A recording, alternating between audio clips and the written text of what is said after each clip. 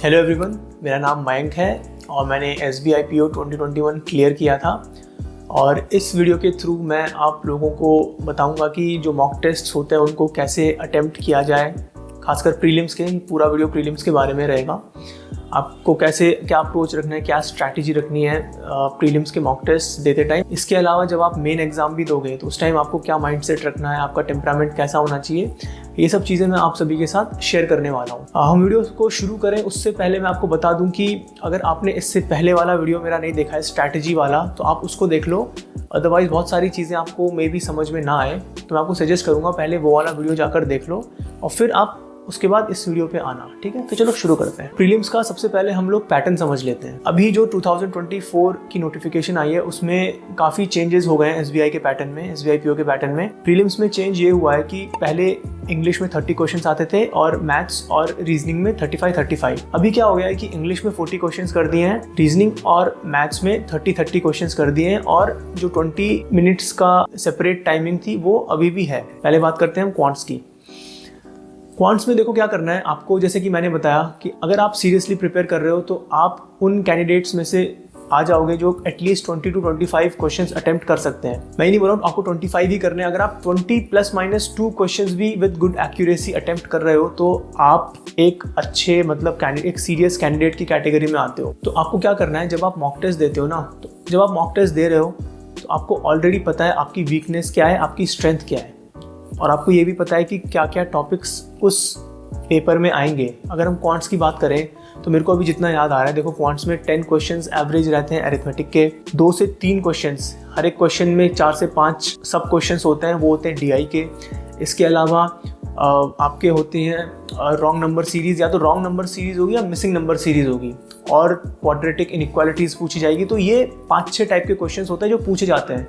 तो आपको अपनी स्ट्रेंथ्स और वीकनेसेस निकाल लेनी है। मैं अपने एक्सपीरियंस से बता रहा हूँ कि जो क्वाड्रेटिक इनइक्वालिटीज़ होती है, रॉन्ग नंबर सीरीज़ हो गई या फिर मिसिंग नंबर सीरीज़ हो गई, वो स्कोरिंग टॉपिक्स होते हैं। ठीक है, तो आप सबसे पहले उनको जाके अटेम्प्ट कर सकते हो। इसके अलावा अरिथमेटिक जो होता है वो जो बैंक एग्जाम्स होते हैं उसका थोड़ा सा लेंदी होता है। ठीक है, लेकिन अगर 10 सवाल पूछ रहे हैं आपको एग्जाम में तो सारे के सारे 10 सवाल लेंदी नहीं होंगे। उनमें से कम भी नहीं तो 2 से 3 सवाल मिनिमम ऐसे होंगे जो विद इन 1 मिनट आप सॉल्व कर सकते हो, अगर आप डिसेंट तरीके से तैयारी कर रहे हो। आपका काम ये है कि उन 2 से 3 सवालों को पिकअप करना है। ठीक है, तो कोई भी सवाल आप करते हो ना, तो आपको क्या करना है, सबसे पहले कोई भी सवाल आया, आप एक तो फास्ट रीडिंग मारो। उसमें जो भी आप फास्ट रीडिंग मारोगे तो आपको उस क्वेश्चन का टाइप पता चल जाएगा कि वो किस टाइप का क्वेश्चन है। अगर हम अरिथमेटिक की बात करें तो आपको पता जाएगा कि या तो टाइम एंड डिस्टेंस का क्वेश्चन है, टाइम एंड वर्क का क्वेश्चन है, परसेंटेज का है, प्रॉफिट लॉस का, जो भी। उसके बाद जब आप फास्ट रीडिंग मारोगे ना तो आप उस क्वेश्चन का फ्लो देखो कि वो क्वेश्चन पूछ क्या रहा है। उसमें जो डेटा दे रखा है वो बहुत ज़्यादा कॉम्प्लेक्स है, पॉइंट्स में है, या सीधा सीधा है।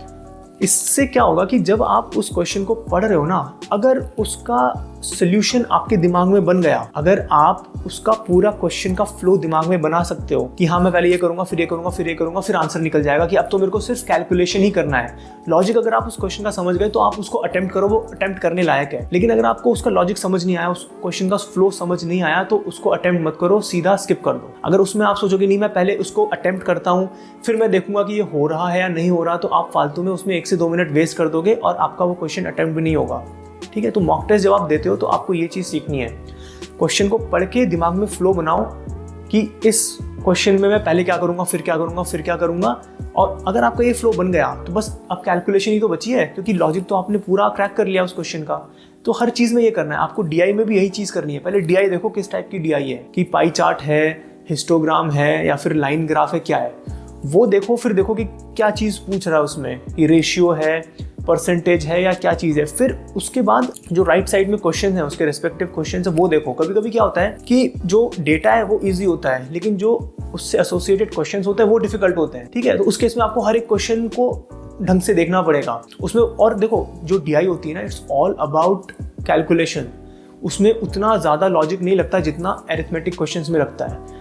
तो मैं इसलिए सजेस्ट करता हूँ ना कि अगर आपसे कुछ भी नहीं हो रहा ना तो DI तो करो ही करो आप, क्योंकि DI में सिर्फ और सिर्फ कैलकुलेशन लगेगा, उतना ज़्यादा लॉजिक नहीं लगता।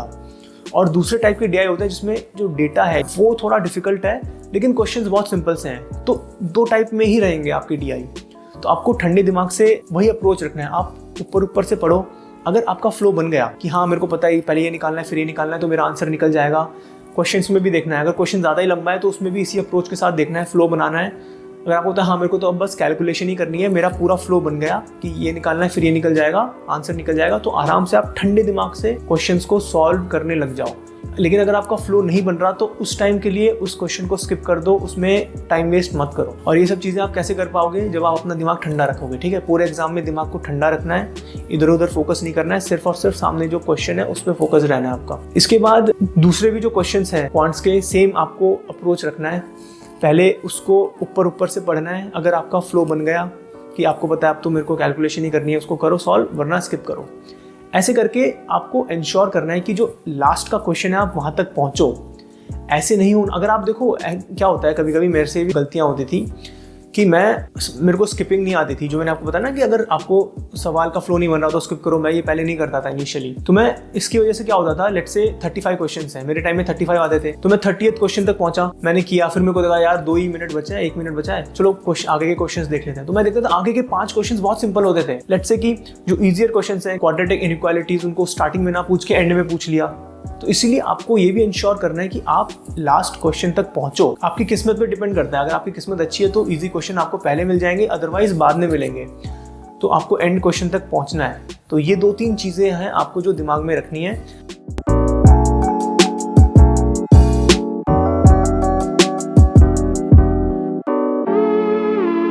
रीजनिंग में भी आपको सेम अप्रोच फॉलो करना है। रीजनिंग में सबसे पहले आपको समझना है कि किस टाइप के क्वेश्चंस आते हैं। पजल्स आते हैं, पजल्स भी 5-6 टाइप्स के हैं, तो उनमें से कोई 2-3 पजल्स आपको उठा के रख देंगे, वो 15 से 20 मार्क्स के।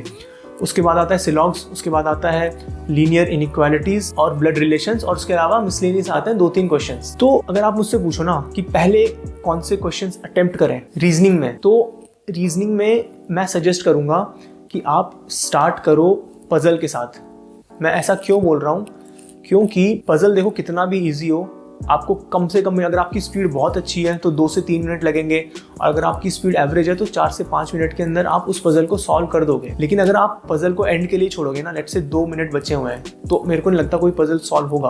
और लेट से आपने बाकी सारे सवाल कर लिए और पजल ही बचा हुआ है, तो एक तरह से वो 2 मिनट आपके वेस्ट हो जाएंगे। इंस्टेड आप कैसे चीज़ें को टैकल कर सकते हो कि लेट से कि कोई ऐसा क्वेश्चन है जो आपको पता है यार मैं विद इन 1 मिनट कर लूंगा, या विद इन 1 मिनट में मल्टीपल क्वेश्चंस कर लूंगा, तो आप उसको मार्क फॉर रिव्यू कर लो कि जब टाइमर पे 2 मिनट बचेंगे फिर मैं उन सवालों को कर लूंगा। ठीक है, तो इनिशियली आप शुरुआत करो पजल के साथ हर बार। लेकिन ऐसा नहीं है कि इसका मतलब ये नहीं कि आप कोई भी पजल उठा लो, सेम चीज करनी है। पजल है सामने आपके, पहले उसको फास्ट रीडिंग करना स्टार्ट करो।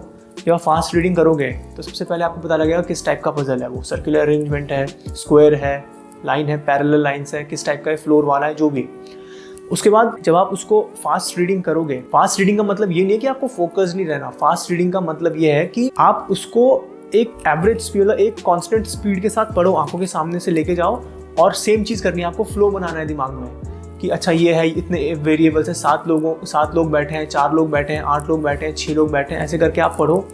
उसके बाद आपको पता चल जाएगा कि हाँ यार ये सवाल में मैं फंसूंगा या नहीं फंसूंगा, क्योंकि बहुत ही ज़्यादा लंबा अगर उसका प्रॉब्लम स्टेटमेंट है तो चांसेस आप फंस जाओ। लेकिन अगर प्रॉब्लम स्टेटमेंट कम ही है तो आप उसको डेफिनेटली अटेम्प्ट करो। इसके अलावा मैं एक और स्मॉल टिप आपके साथ शेयर करता हूँ पजल्स के लिए। जब भी आप पजल करते हो ना, तो कई बार ऐसा होता है कि मान लो 5 लाइंस का पजल है, तो आप 3rd लाइन में गए, फिर आपने लाइन पढ़ी, फिर उसको थोड़ा बहुत बनाया, फिर जब वापस देखते हो ना तो आप भटक जाते हो, यार मैं कहाँ था, लास्ट लाइन मैंने क्या पढ़ी थी। उससे आपके 10 से 15 सेकंड्स वेस्ट हो जाते हैं। आप क्या कर सकते हो कि जैसे जैसे आप आगे बढ़ते हो ना, तो जो माउस का कर्सर है वो वहाँ पर रखो, जो आपने लास्ट लाइन छोड़ी उस पर माउस का कर्सर रखो, ताकि जब आप उस पजल को थोड़ा और आगे बनाकर वापस आओ तो आपको उस कर्सर पे देखना है, आप इधर उधर भटकोगे नहीं, क्योंकि आपको पता है कि अब मेरे को कर्सर के आगे ही पढ़ना है। तो एक छोटी सी टिप थी जो मैं फॉलो करता था। तो पजल्स में आपको सेम यही चीज़ अपनानी है, जितने भी पजल्स हैं। तो एटलीस्ट आप अगर 4 पजल है तो 3 तो सॉल्व करो, अगर 3 आते हैं तो 2 तो सॉल्व करो ही करो।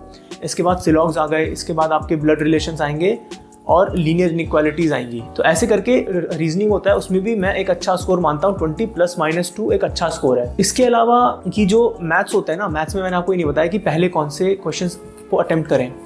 देखो मैं क्या करता था, मैं पहले जिसमें ज़्यादा लॉजिक नहीं लगाना पड़ता था ना, उन क्वेश्चंस को करता था।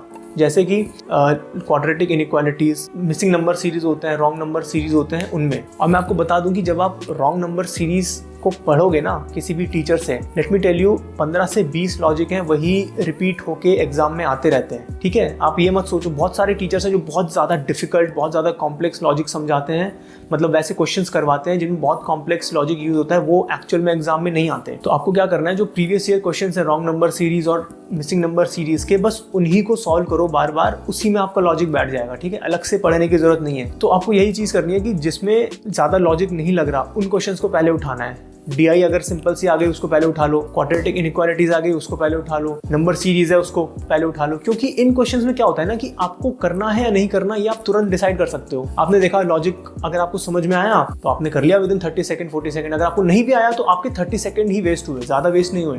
अगर आप अरिथमेटिक करने बैठते हो 1 मिनट 2 मिनट लगा दिया फिर वो नहीं हुआ तो वो ज़्यादा दिक्कत वाली बात है। DI में भी आपको पता लग जाएगा कि हाँ यार इसमें कैलकुलेशन ये करनी है, ये इस कॉन्सेप्ट पे DI बेस्ड है, आपने कैलकुलेट किया और उसका आंसर निकाल लिया।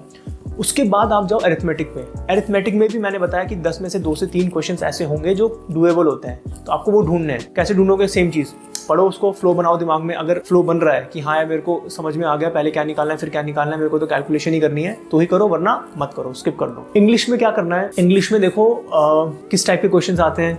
एक तो कॉम्प्रिहेंशन आता है, finding the error, cloze test आता है और 2-3 मिसलेनियस क्वेश्चंस आते हैं। तो नॉर्मली लोग क्या बोलते हैं कि कॉम्प्रिहेंशन होता है उसको एंड में करो, बिल्कुल सही बात है, लेकिन पार्शियली करेक्ट है ये। कॉम्प्रिहेंशन लेट्स से आपका स्टार्टिंग में ही आ गया तो एकदम से उसको स्किप मत करो, नेक्स्ट करते रहो। अगर कहीं पर भी किसी भी वर्ड का सिनोनिम या एंटोनिम पूछ रहा है तो आप उसको तुरंत कर सकते हो, क्योंकि आपको पता है या तो आपको उसका एंटोनिम पता है या नहीं पता। सिंपल सी बात है, अगर आपको वो क्वेश्चन नहीं भी आता तो आपके 5 से 10 सेकंड से ज़्यादा वेस्ट नहीं होंगे। और आपका जो मान लेट से कि 8 क्वेश्चंस हैं उस कॉम्प्रिहेंशन में और 3 क्वेश्चंस ऐसे आ गए जिसमें सिनोनिम या एंटोनिम पूछा है या फिर कोई प्रोवर्ब का या फ्रेज का मीनिंग पूछा है, तो वो 3 क्वेश्चन अगर आपसे हो गए तो 8 में से 3 तो वैसे ही हो गए आपके, अब बस 5 बचे हैं।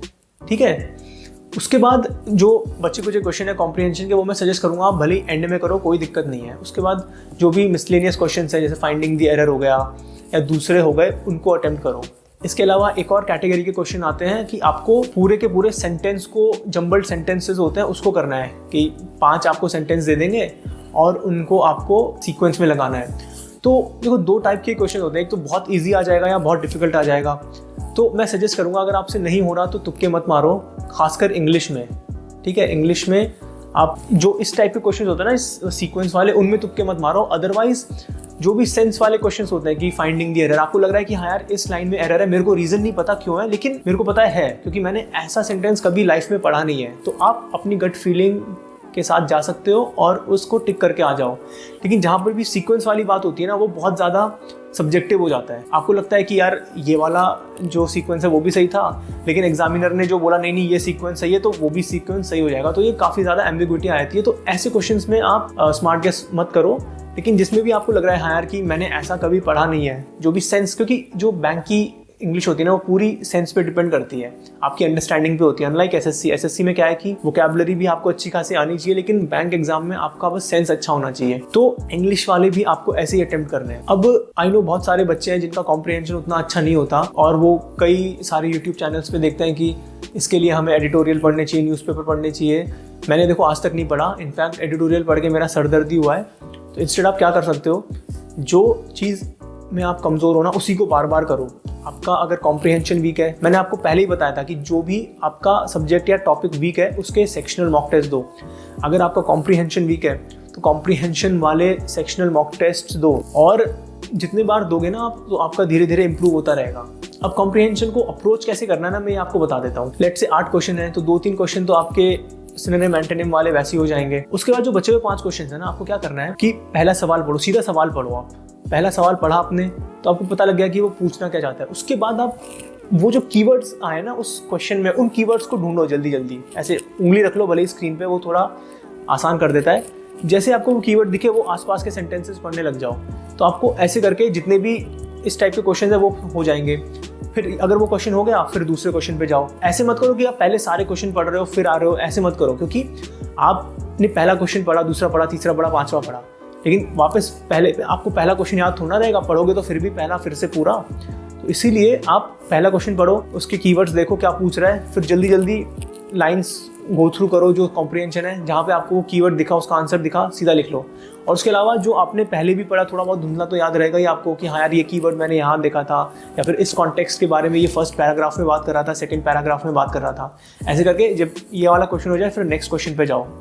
नेक्स्ट क्वेश्चन में भी क्वेश्चन को पढ़ो, कीवर्ड्स क्या पूछना चाहता है वो, फिर वो कीवर्ड्स आप ढूंढो कॉम्प्रिहेंशन में। ऐसे करके आपको कॉम्प्रिहेंशन अटेम्प्ट करना है, ठीक है। इसके अलावा जो बचे हुए हैं वो तो पूरा आपके सेंस पे डिपेंड करता है।